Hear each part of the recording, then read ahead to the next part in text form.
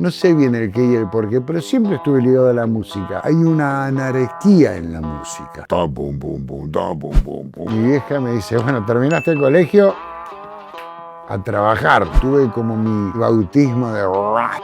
El sonido Breuer es algo que yo de alguna manera traté de evitar mucho tiempo. Yo mezclo como a mí me gusta. Todos los discos de los 80 yo los volvería a mezclar. Nos pasaba que no venía ni Sky ni el Indio al estudio. O sea, solamente me importa el alma sonoro del tema, los detalles no me importan. Es ingeniero de grabación y productor discográfico, artífice del sonido de muchos discos que con los años enamoraron, emocionaron y se convirtieron en la banda de sonido de la vida de millones de argentinos. Supo entender la locura de Charlie, capturar la energía arrolladora de Sumo y encontrarle la forma a cada antojo artístico de Los Redondos. Esta es la historia de un arquitecto del rock, Mario Breuer.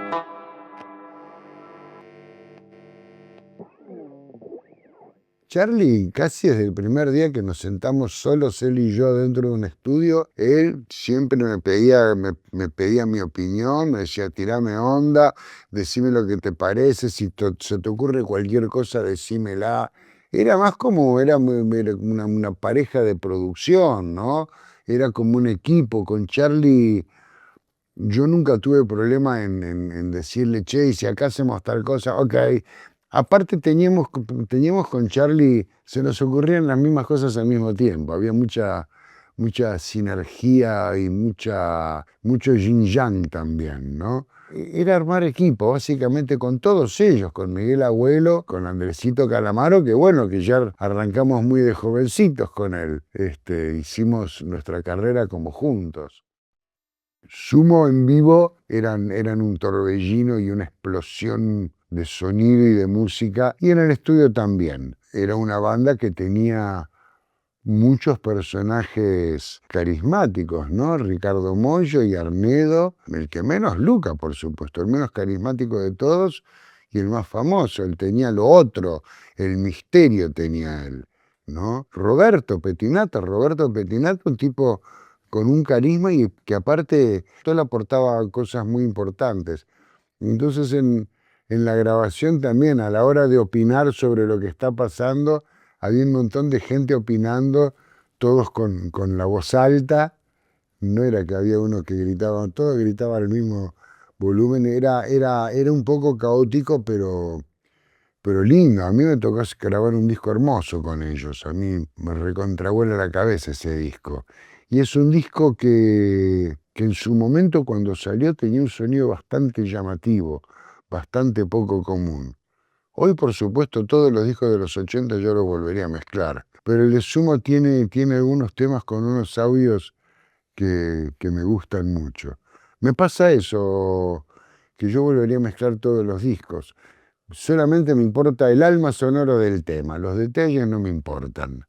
Las sesiones de Sumo empezaban a las 11 de la noche y se supone que era hasta las 5 de la mañana, pero se seguía hasta las 6, 7, 8 y a las 9 ya venían los del día siguiente. Y muchas veces, pobrecitos, los del día siguiente entraban a una sala que todavía echaba humo y olía a tercer tiempo directamente, ¿no? Ellos dirigían bastante la batuta, Arnedo también se metía bastante, Superman y Germán siempre fueron como, sobre todo Superman, pero Germán también era como más aplacadito, más calladito, él iba y hacía sus guitarras ostinatas, esas secuencias guitarreras maravillosas que hacía él, que se escuchaban poco, pero que si las sacaba se caía el tema en pedazos. Pero después estaba Luca. Entonces siempre iban y le consultaban a Luca. Y yo creo que de alguna manera Luca tenía un poco así como la última palabra, por decirlo. La música llega a mí a través de mi familia, de mi papá, que era fanático de la música clásica y barroca, y escuchaba música, tenía un equipo valvular, y una vez por semana a la noche se sentaba en su sillón a escuchar música, y si yo pasaba me agarraba y me ponía upa y me hacía escuchar Vivaldi y Bach. Era escucha y conversación sobre la música. Y aparte de eso, no sé, mi mamá, que era psicóloga y socióloga, escuchaba a John Baez, a Mercedes Sosa, psicóloga y socióloga, Facultad de Filosofía y Letras, década del 60, 70. O sea, tu religión no sé, pero ya sé cómo pensás. No sé bien el qué y el por qué, pero siempre estuve ligado a la música. Y la música termina de entrarme con el piano de mi abuela, donde yo veía el piano y trataba de tocar el piano y no me salía, y empezaba a tocar y rápidamente me veía tocando como ritmos tribales, como africanos. Ta, pum, pum, pum, ta, pum, pum, pum, pum, pum, tu, tu, pepo, pum, pepo, po, po, pe, pepo. Y de golpe por eso me di cuenta que lo que estaba haciendo con el piano era tocar batería. Estaba tocando batería y ahí mismo me di cuenta. Yo tendría, no sé, 8 o 9 años y fui y le dije a mi vieja, le dije, ya sé, ya está, ya la tengo, quiero tocar batería. Y a partir de ahí empecé a tocar batería y también tocaba con un amigo de mi viejo, pianista, yacero, y me iba a tocar con él. Yo todavía no sabía tocar y me ponían a tocar con unos músicos que eran realmente buenos.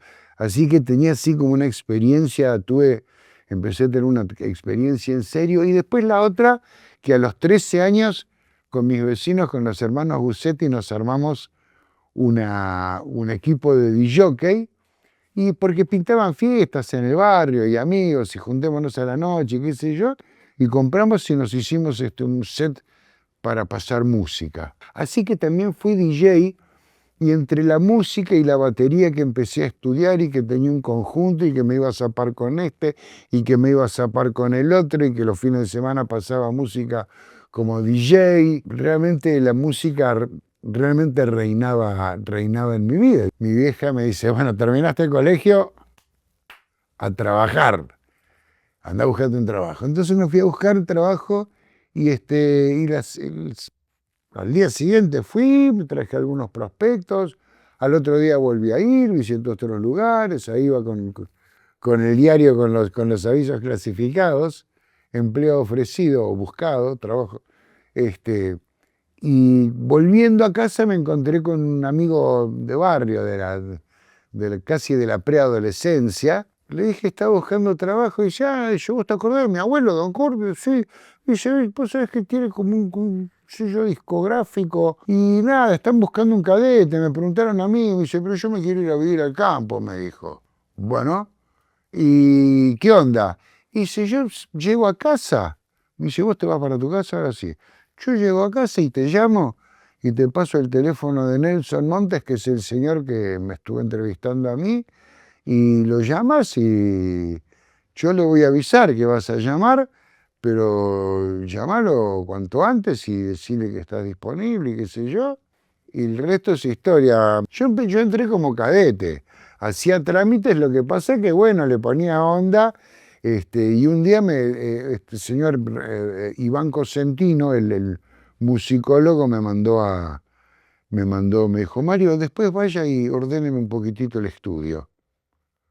Yo dije, ¿estudio? ¿Qué estudio? Ahí la última piecita, está cerrada esa puerta siempre.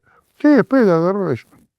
Ahí tiene. Y yo vi y entré a ese lugar y me pegó, tuve así como se abrió el techo y entró una luz muy fuerte y una voz grave con mucha cámara de reverberancia. Decía, nunca más volverás a salir de un estudio. Y nunca más salí del estudio. ¿Dónde estamos ahora? Pero yo cada vez estaba más convencido que quería aprender formalmente la ingeniería de sonido. Yo me fui a Los Ángeles porque Los Ángeles en ese momento era la capital mundial de la industria discográfica. Estaban los estudios más importantes, era la meca no solo cinematográfica, como digo, sino también discográfica. Me pareció que era el lugar para ir y no me equivoqué, era el lugar para ir. Y ahí, bueno, tuve como mi bautismo de rock y aprendí mucho. Escuché un montón de música y aprendí de la génesis también del rock. Y estuvo muy bien esa vuelta de estudios. El sonido Breuer es algo que yo de alguna manera traté de evitar mucho tiempo. Y mientras trataba de evitarlo, sin darme cuenta, lo estaba montando y le estaba dando forma. Yo realmente siempre traté de buscar el sonido de la banda, pero lo que yo siempre quise hacer es buscar ese sonido de ese artista, de esa banda, que es su característica, su huella sonora, lo que lo diferencia del resto, lo que lo hace único, y tratar de que se note eso. Pero después en algún momento también mucha gente lo que me pedía era como un sonido que yo estaba construyendo en un sentido, pero que iba pegando en otro sentido, ¿no? O sea, mucha gente después venía a buscar eso que hacía yo y se empezó a hablar del sonido Mario Breuer y yo renegaba mucho de eso. El sonido Breuer viene de las decisiones propias. Soy yo el que decide mover cuál perilla y en qué momento dejar de subir y en qué momento dejar de bajar. Y eso es lo que va fabricando y lo que va haciendo. Yo le llamo huella sonora. Es una huella sonora. Yo mezclo como a mí me gusta. Y no sé si al resto le gusta, pero yo siempre digo que cuando yo me siento a mezclar una canción, yo le voy haciendo las cosas que la canción me pide. Yo siento que la canción me pide cosas. No hay nada de místico ni de mambo raro. Yo tengo así una cosa fuerte con Sky, una conexión con el indio también, pero es como algo mucho más obvio, es mucho más práctico y tiene que ver con la música. Se ve que durante muchos años cualquier cosa que me pedía el indio, yo la encontraba con cierta facilidad, no sé, pero hacíamos un buen equipo de trabajo. Pero con Sky yo tenía esto de con muy pocas palabras, si le quería decir algo, con muy poco le entendía todo, y si yo me imaginaba algo y se lo pedía, él hacía exactamente lo que yo le había pedido, ¿no? Había así como una especie de conexión muy linda. En ese disco que lograban del cielito, La Mosca y la Sopa, el indio te pedía que le baje la voz. No, siempre me pidió que le baje la voz. Traté de que la voz no esté muy fuerte, traté de que se entienda mejor en realidad. Traté de que se entienda mejor. A veces para que se entienda mejor una voz no es que hay que levantar el volumen, sino por ahí trabajar un poco el sonido en los instrumentos. Entonces yo lo fui laburando así, de esa manera, para que esté un poco más fuerte. Ningún disco de Los Redondos suena igual al otro. No, pero es pautado eso. Eso era una pauta. El indio siempre me pidió. Nosotros hicimos, fueron 5 discos, pero 4 producciones, creo, si no me equivoco. Sí, buscar otro, entender que este disco, todos los discos tenían como una columna vertebral en cuanto a la temática, en cuanto al disco, a la obra integral, ¿no? El arte gráfico, las letras, para quiénes son las letras, la música, los arreglos, las texturas. Entonces había un poco así. Por demás, claro está cuando salimos de Luzbelito y entramos a Último Bondi. Ese es el salto más fuerte, muy fuerte. Pero en realidad, si vos comparás, por lo menos los que hice yo, La Mosca y la Sopa, con Lobo Suelto, Cordero Atado, son muy distintos, sobre todo porque en Lobo Suelto, Cordero Atado cambia el paradigma de las baterías. Llega ese momento cuando el indio me pide que le invente alguna metodología para que toque Walter, pero que podamos asegurarnos de que todos los golpes están perfectamente a tempo y todos los golpes tienen el mismo sonido, y el bombo también. Entonces, bueno, desarrollé yo una metodología que después fue cambiando un poquitito a lo largo de los años, pero lo que quería decir es que, bueno, que hay un sonido importante y después en Luzbelito pasan 2 cosas particulares en Luzbelito. Primero, que ellos medio que sueltan la producción del disco. Ellos traen los temas, traen los arreglos, por supuesto, y todo eso. El truco de la batería lo llevamos a otro nivel, porque yo en el doble, en Lobo Suelto y Cordero Atado, cuando yo escucho esos temas, yo escucho el truco. El resto del mundo no, pero yo lo escucho. Yo como que me doy cuenta del truco.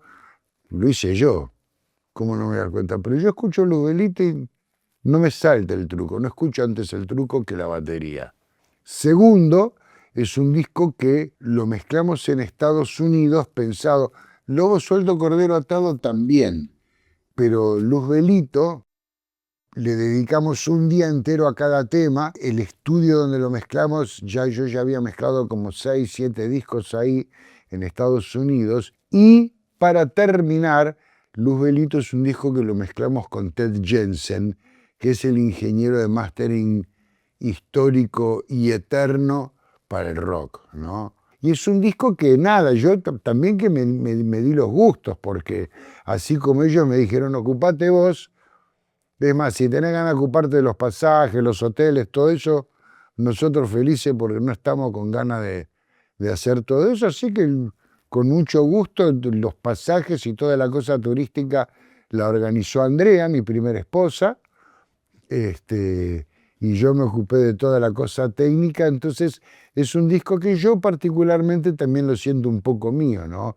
Yo decidí dónde se grababa, cómo se grababa, dónde se mezclaba, pedí alquilar unos equipos, así que hubo un montón de movida que fue decisión mía y es un disco que yo lo siento sobre todo por la forma de hacerlo y por los resultados lo siento muy mío. Si bien en todos los discos la producción siempre estuvo a cargo de Sky y del Indio, yo creo que con los años el Indio cada vez fue pesando más y poniéndole más producción desde su lado y más investigación y más búsqueda. Para el Indio era importante ir evolucionar como banda, ir dándole a sus seguidores música nueva, ¿no? La misma música, otra canción y con una melodía parecida, unas melodías parecidas a las del disco anterior, cosa que pasa mucho también, ¿no? Repetir el éxito y esas cosas y esos paradigmas. Entonces ellos buscaban esto realmente de cambios sonoros radicales.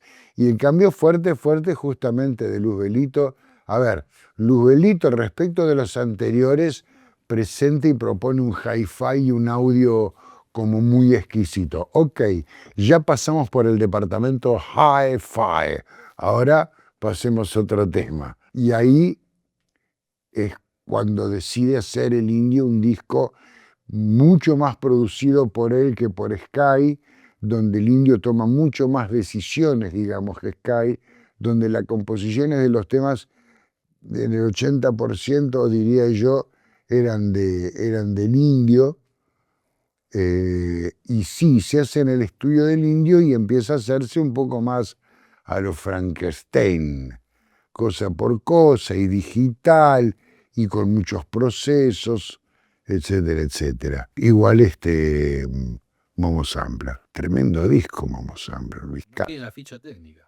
No, qué bueno que lo menciones. No, Momo Sampler no trae la ficha técnica, no sabemos por qué con Edu Herrera nos quedamos, no sabemos, a mí no me importa, la gente igual, todo el mundo sabe que esos discos los mezclé yo, pero no sabemos si hubo situaciones muy incómodas en el último disco porque bueno, si bien ellos se separaron cuando terminamos el disco, cuando digo que se separaron cuando terminamos el disco, estoy hablando del mismo día, ¿eh? El día que mezclamos el último tema, a la noche fue la reunión de ellos, la reunión de capitulación, no sé si está bien dicho. Entonces había mucha incomodidad entre ellos. Nos pasaba que en esta oportunidad pedí que venga Edu Herrera, que era quien había grabado casi todo ese disco, o todo en realidad. Momo Sampler, y nos pasaba que no venía ni Sky ni el Indio al estudio, porque no querían generar incomodidades, más allá de las incomodidades que habría. Entonces ellos escuchaban los temas a la noche. Y no, está bien, pero fíjate de esto, hay que cambiar acá, y mover dos, y llevo a tener un style, acá poner más que rojo, ponerlo verde, y esto hacerlo azul, pero un azul más clarito. Entonces volvíamos al día siguiente y mezclábamos y hacíamos lo que nos pedían, y entonces a partir de eso pedían otras cosas. Fue un poco incómodo y se hicieron muy largas las mezclas. Se hicieron muy largas. Hubieran sido mucho más rápidas si ellos hubieran estado en el estudio tomando las decisiones. Pero no estuvieron por cuestiones de ellos y yo creo que les quedó una especie de resquemor, que tardamos mucho tiempo y no sé qué pasó, pero la cosa es que el día que sale el disco, yo recibo un llamado del Indio avisándome que hubo un problema, que la ficha técnica no sale, porque no sé por qué, porque hubo un malentendido, porque no salieron las impresiones, así que bueno, que eso, que lamentablemente ustedes no están en la etapa del disco. Primero, yo a Luis lo había visto y lo conocía, pero no teníamos como una relación tan directa. Por otro lado, Luis Alberto Spinetta tenía su ingeniero, que era Mariano López. Mariano López y yo era como que nos repartíamos todas las bandas como emergentes y que iban creciendo en los 80, y yo tenía el lado más rockero y él tenía el lado más pop, de alguna manera, ¿no? Entonces, yo, por ejemplo, yo estaba con Charlie, él estaba con Spinetta. Yo estaba con Calamaro, él estaba con Fito Páez. Yo estaba con Los Redonditos, él estaba con Soda Stereo. Era un poco así la cosa, ¿no? En algún momento, Luis Alberto tuvo que hacer un disco como esos discos como esos que hace Mario Breuer, ¿viste? Llamémoslo a Mario. Así que decidió llamarme para grabar con los Socios del Desierto y él quería que yo imprima mi sonido y que después lo mezcle Mariano. Era un sonido muy especial donde no, parecido a Pescado Rabioso. claro, donde no solamente había mi sonido, sino que también estaba el sonido del cuarto donde grabamos, porque nosotros grabamos en un cuarto que tendría este tamaño, quizás un poco más chico, un garage, y donde estaba el Tuerto Wirtz, que es el señor que más fuerte le pegaba a la batería, por lo menos en la década del 80, sin lugar a dudas, en los 90, Marcelo Torres, un bajista también, un tipo con un sonido, él generaba un sonido muy grande también, y Luis Alberto, con sus guitarras mágicas y su voz chiquitita, en un cuarto chiquitito y todo. Entonces era como raro, pero la salita esa genera mucho del sonido de ese disco. No tanto están los músicos, están los instrumentos, está el ingeniero, el compositor de la música, pero ese cuarto le da a ese disco mucho sonido. Yo me acuerdo que llegué el primer día, buscamos el sonido, escucharon, vinieron, tocaron ellos durante un par de horas, yo sacaba sonido, un momento vinieron y dice, ¿se puede escuchar? ¿Se puede escuchar? Y dije, wow, qué bueno, cómo suena, dale, vamos a grabar. Fue así. Viste, también Luis tenía también esa sabiduría de, de llamar al músico que él sabe que va a tocar lo que él quiere, o al ingeniero que sabe que va a sacar el sonido que él quiere, porque ese es el sonido que quiere, y esos son los arreglos, ¿no es cierto? Que es una metodología, bueno, en realidad es una metodología de una banda que nos gustaba, que coincidíamos con Luis, que es Steely Dan, donde ellos no le decían al músico qué hacer.